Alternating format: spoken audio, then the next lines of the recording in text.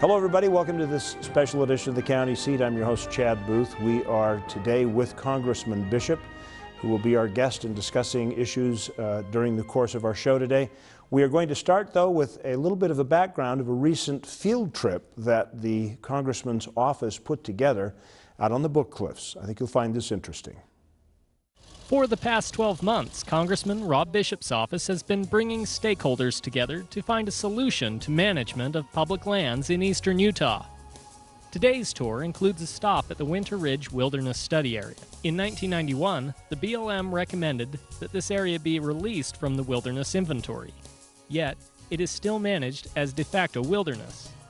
There's been decades of gridlock, unfinished regulatory designations such as Wilderness Study Area, which is where we are today in Uintah County, that deserve to be resolved. The Federal Lands Policy Management Act of 1976 directed the Bureau of Land Management to inventory roadless areas that had wilderness characteristics, and then manage those areas to preserve their wilderness character until Congress could act to designate them as wilderness. The challenge of the wilderness study areas is that they still remain waiting for Congress to act. You know, these local communities, they are dependent upon federal lands and the way that they're managed. And for the last 20 or 30 years, there's been all sorts of uncertainty that has limited economic development. The conservation community is wondering what the future status of these lands are going to be, and we're trying to work with a diverse group of stakeholders to bring a resolution that can create win-win situations for all that are involved. With an eye on creating a plan that involves all of the local stakeholders, Congressman Bishop and his staff are seeking to put solutions into legislation and to take that to the Congress to get some finality on at least some of the public lands here in Utah. For the County Seat, I'm Derek Dowsett. A very interesting story, some interesting background, and we'll start off the conversation with Congressman Bishop. First of all, thank you for joining us today. I appreciate it. Thank you for having me here. Let's in specific talk about the wilderness study area that's out there in Uintah County. It went off, as the story indicated. The BLM said, oh, it doesn't qualify in 1990, yet it's still being managed that way. Is this an isolated incident? Yes and no. Isolated there, yes. But isolated throughout the entire West, no. And that's one of the problems that we have with the wilderness study areas that were arbitrarily made by fiat, not by legislative action. And the goal was obviously to make some kind of conclusion. Now we're, what, 20, 25 years later, no one has still actually made some kind of final assessment on these areas. It needs to be done. And this is one of those areas where we just have to finally step up and say, okay, let's make a final decision on what we're going to do with this particular piece of property. Now, does that fall in the turf of your department in the Congress? Yeah, it would be done through the Resources Committee, if it's done at all. And if it's not done, then it continues on in this kind of nebulous category as a wilderness study area, even though it's handled as if it were wilderness. When we got into this whole process of wilderness study areas, didn't it actually come from a re-inventory of us basically looking and said, we've identified all the wilderness and there's not enough? Have we been in a cycle of that? It's not unfair to say that. I think some people would argue that that's not the way it happened. Mm-hmm. But we're constantly in a re-inventory stage. And that's one of the problems that local officials have, especially in rural Utah, rural areas of the country, is that we are constantly doing a re-inventory based on a different set of criteria that is frequently changing. One of the things I hope to do is bring some finality so that we're not always changing what the inventory criteria is supposed to be. We'll get into the Eastern Utah Initiative when we come back here on the County Seat, and we'll find out what grand things lie within it. Stay with us, we'll be right back. The State of Utah School and Institutional Trust Lands Administration, SITLA, manages 3.5 million acres of Utah lands with the express purpose of providing financial support to further the education of Utah's students, while promoting local industry, oil and gas, even residential development, all at the same time. Through the careful use of trust lands, the School Land Trust Program will distribute nearly $37 million to Utah schools this year. The State of Utah School and Institutional Trust Lands Administration, building the state's permanent school fund. Carbon County is typically known for its industry and coal production, but that's not all. Utah's Castle Country has something for everyone. Carbon Country Club Golf Course, with 18 great holes of perfectly manicured fairways and pristine greens, is second to none. And with 4 sets of tees, the whole family can enjoy our golf course. Plus, if you hit it bad enough, you might even find some Indian pictographs hidden in the cliffs above the 18th hole. Visit castlecountry.com for more info. So, what brings you to town? What brings anyone to St. George? A couple rounds of golf, a little relaxation. What, is that all? Is there more?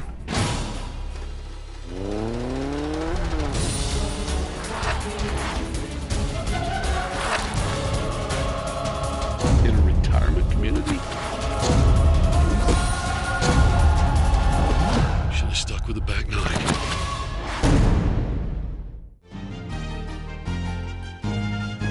Welcome back to the county seat. We're talking with Congressman Rob Bishop from Brigham City. That's kind of home turf for you up here, isn't it? Yes. We kind of covered what you're up to and the fact that we've got an initiative going on. Tell me how we're preparing and getting into this initiative to reapply these federal lands. Well, part of it is this is still an ongoing process. I haven't finished a map. We haven't finished a bill. So anyone who sees something out there, it's not for me. But the concept goes along here. There are areas that need some conservation area and some designation as wilderness designation, but there's also plenty of area that can be used for economic development, and they should not be mutually exclusive. We can have both of them. So let's try and come up with a grand idea, a bigger idea that simply says, okay, this area will be set aside now and we'll make some finality in it. It will not just be a wilderness study area. It will either be wilderness or it won't be wilderness. We'll have this area that can be used for development for economic purposes so that the state can actually grow. We'll have SITLA lands congregated together so we can actually fund our education system, because it's not going to happen any other way. And also, what is important is we need to make sure that outdoor recreation is defended. In the good old days, it was usually this is wilderness area. Everything by default becomes multiple use, except what you find out is the wilderness stays there, and then bit by bit you start teching away at what the multiple uses can be. So it doesn't matter what form of recreation it is, whether it's hunting or fishing or cycling or off-road vehicles. There are groups out there that are attacking all of them. And so what I'd like to say is outdoor recreation should be an important element of this. We need to make sure that it is defended, so that if you're going to take away a trail system for cyclists, before you actually take that away, you better come up with an alternative that is just as good, or you don't go down that path, bad pun, that path in the first place. Sorry, that wasn't planned. It just slipped out. Okay. And to engage that process is part of what the field trips have been about around the state? Field trips is to try and talk to a lot of people, get as much input as possible from different groups. It's important to the county officials that they have some kind of certainty that if they make a designation, it's not going to change by some administrative decision next week by changing what the criteria is. Same thing that I want to have as much environmental input as to what areas really are significant, what areas are not that significant, and for the recreation people, what areas they really want to have as recreation opportunities in the future, and talk to SITLA specifically about what areas they think can actually be developed and developed soon, so we can fund our education system with that kind of revenue, which is going to be extremely important. So, and it will always be an ongoing process until I come up with the final map, hopefully this year, and a final bill. And the only thing I do want to say is I want to have a final bill. I'm not playing this as a game of we'll start negotiating once I get the bill out. The bill is going to be the bill.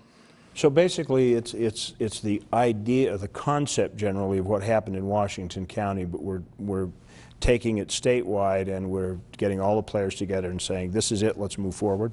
Yeah, a one-to-one relationship with what happened in Washington is not actually a fair analysis, but it is the same concept of getting people to talk, first of all, then coming up with a program. And then one of the things I do want to do differently is I do want to have hearings in Washington on the bill itself.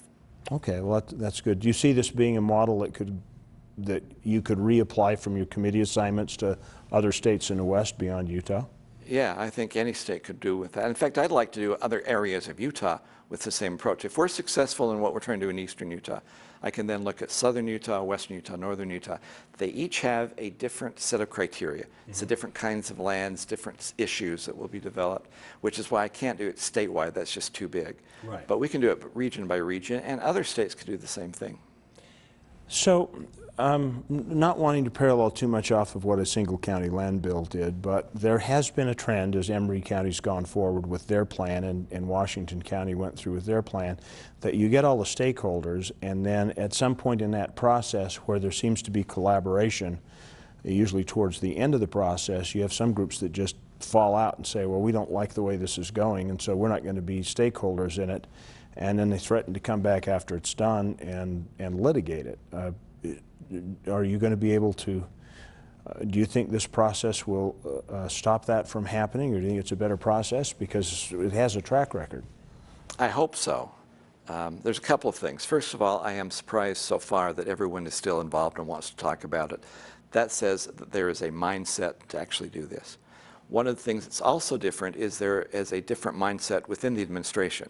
There's a new Secretary of Interior who so far is excited about what we are attempting to accomplish and has been supportive of our efforts. There is a new Senate Chairman who really wants to try and do something positive and be proactive. So there's conditions that are unique now that haven't been there in the past. But the important thing is there has to be some kind of finality. I'm not going to have the counties buy off on creating wilderness if they think there's going to be a monument or some kind of designation, a re-inventory designation that's thrown on top of it. So there has to be this agreement that this is the final decision of what we're going to do with these areas, and we're not going to relitigate it, and we're not going to re-inventory it, and we're not going to play around with other kinds of games. And if I don't get that, then I don't do a bill. Is there a way to actually write language into a bill that would move forward on that would prohibit the Antiquities Act from being played? It can be done. Part of it is these decisions are supposed to be done in a legislative body. Congress is supposed to do it. We have designated a lot of our authority and power over to the executive branch just to do this by fiat. If we simply take that responsibility back and say the designation has to still come from Congress, I can't prohibit a future Congress from doing something different. You could put language in there that would prohibit either judicial review or executive action from doing something different. Yeah, it can be done. I noticed that when we were out on the field trip, there's a great deal of attention paid to endangered species. Are we going to be able to address that as part of this, not the grand bargain thing that we're working on? No, you're actually right. It has to be part of it. I'm not quite sure exactly the verbiage I'm going to use, but the idea is that any kind of outside group that can then superimpose another limitation on what you've decided to do screws up the entire concept. Either we come up with finality so that the counties can go forward and know what to anticipate, so business can go forward and know what to anticipate, so environmental groups can go forward and know what to anticipate. If you're not going to give that kind of certainty to the end product, then this is not worth exploring in the first place. So this idea that some outside group can then come in and superimpose a new decision on what happens, it cannot be allowed, or that just defeats everything we're attempting to do. We will be right back with County Seat here in Brigham City talking to Congressman Rob Bishop. We've got some other questions. We're going to talk about forests when we come back. Stay with us. The best part about raising children here in Vernal and the Uinta Basin is just the smaller community that makes you feel like when you go somewhere you know everybody. It's not too big, it's not too small. We're close to the Wasatch Front if there's anything we need out there. So we packed up our 3 kids and here we came to Uinta County, and what a great place it was. What a great move. My job has offered me the ability to college educate all 3 of my children. My father, he was an engineer for Chevron, retired 39 some odd years. And Jeff, my husband, it's the same way. He's always worked in the oil and gas, always had a job here. Uinta Basin has been fantastic in supporting what we've tried to do both as a business and also in the development of mountain bike trails and the sport of mountain biking. One of the big reasons why I live where I live is I'm able to run up to a beautiful place like this and spend some good quality time. There's always plenty to do in Uinta County. Who is it? It's me, honey. Did you let me in? Well, not unless you got your whooping cough booster shot to protect our baby. I forgot. Your dinner's on the porch. Find out where you can get vaccinated at stopwhoopingcough.org. Kanab, base camp for your southern Utah adventures.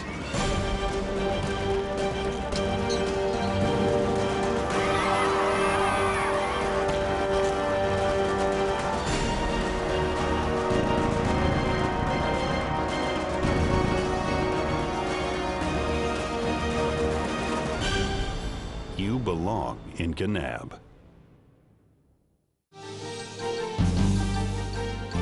Welcome back to the county seat. We're talking to Congressman Rob Bishop. We are talking about trying to put some finality on the use of public lands here in the state of Utah and at least give an attitude of certainty where industry and county and local governments can move forward and actually make plans because they've been in limbo for so long.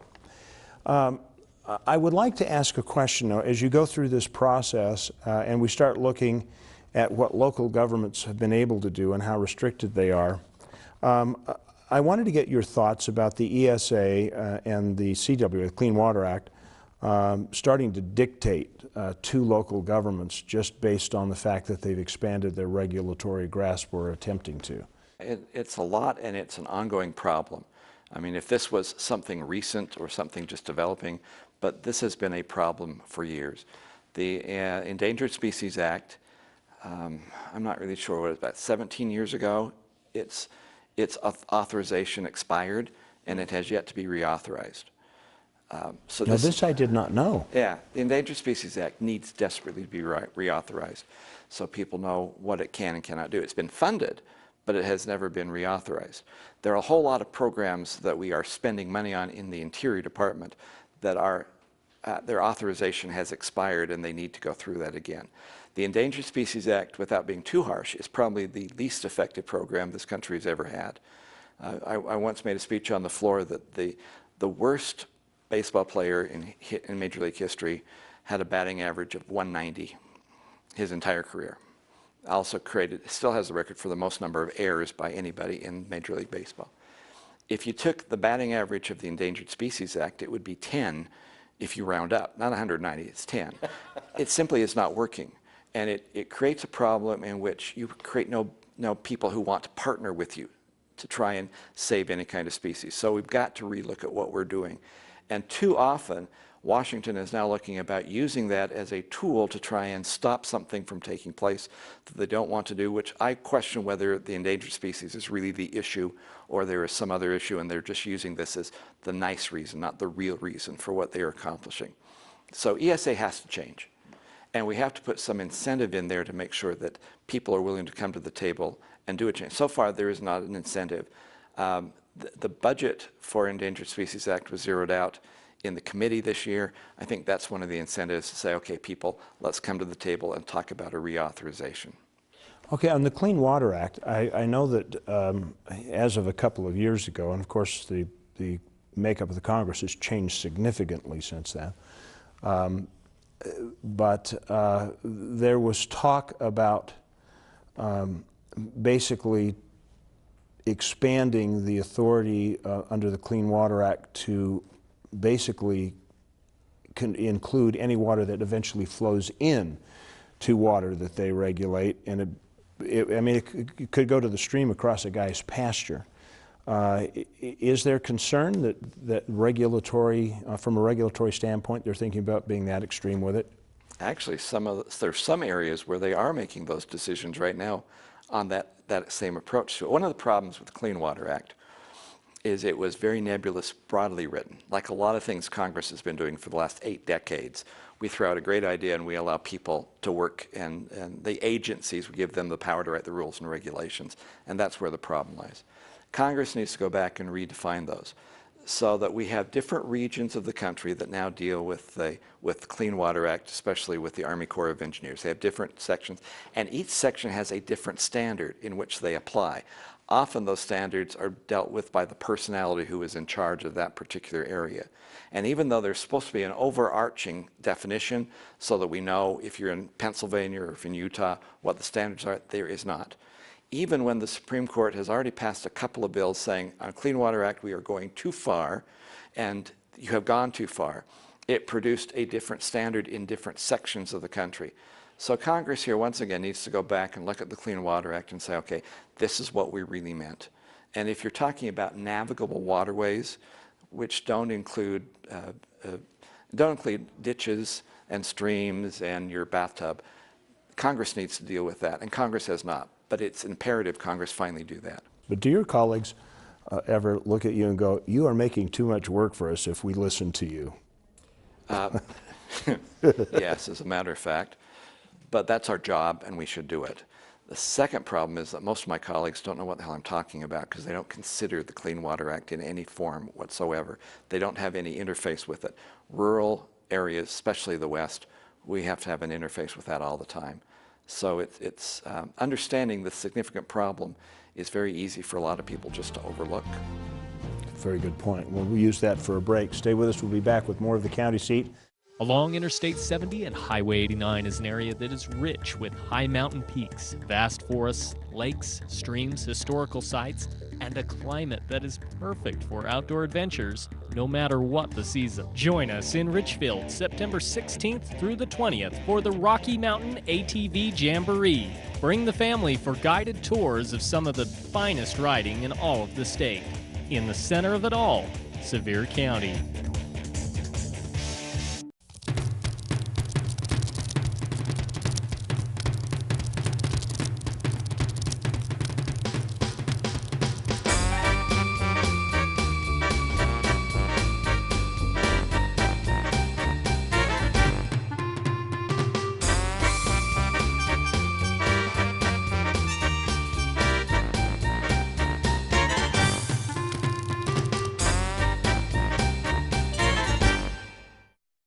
Almost 45% of the oil produced in Utah, 7.8 million barrels, comes from Duchesne County. That oil feeds our state economy, provides job growth, and supports local business. Here in Duchesne County, we're working to make Utah an economic, cultural, and technological leader. Whether you're here for business or pleasure, Duchesne County will welcome you with open arms and invite you to explore all the beauty of the Uinta Mountains. Duchesne County, close enough for business, far enough to get away.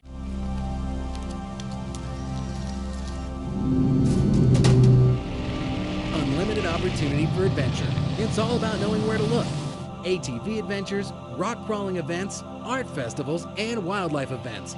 The opportunities are limitless. Pick your adventure in Millard County.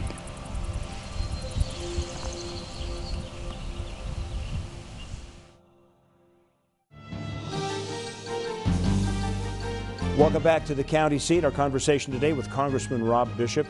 We want to turn our attention a little bit to forest fires. Obviously, fires are a really big issue this year. There are a lot of catastrophic fires. I was watching a news network, and they had a map up of the states with the big fires in them. And quite frankly, it looked like your map of the states that have all the federal land, with the exception of Colorado. They were all the states that you have blocked in red. I found that to be very interesting. Are we not managing the fires right, or are they just happening in those states by coincidence? I find it sad on a couple of levels. Once again, most of the forest areas is in the West because that's where most of the federal land is. It also means that when we talk about forest fires, we here in the West have a real understanding of what is happening. Many of my colleagues who live back east, forest fires, it's something that happens over there. It's not really part of my district. I'm not really that concerned about it. So it frustrates me when this particular administration's Office of Management and Budget proposed a cut in the amount of money going to the Forest Service for prevention of fires as well as fighting fires, but not for acquisition of more land. To me, that's a strange criteria of doing.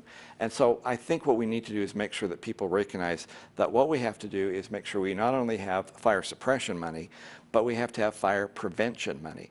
And that's not being allocated as necessary. One of the things we have done in our subcommittee is try to illustrate how state and local governments are managing land and how the federal government is managing land. And what we have clearly found out is state and local governments are as good as, if not better than, the national service in management of these properties. We had one in which we talked about the Forest Service land in Idaho, state land which abuts the Forest Service land. The state land is far better in raising revenue off their lands. It is far better in actually having preservation programs and prevention programs, and they don't necessarily have to spend as much on fire suppression because of that.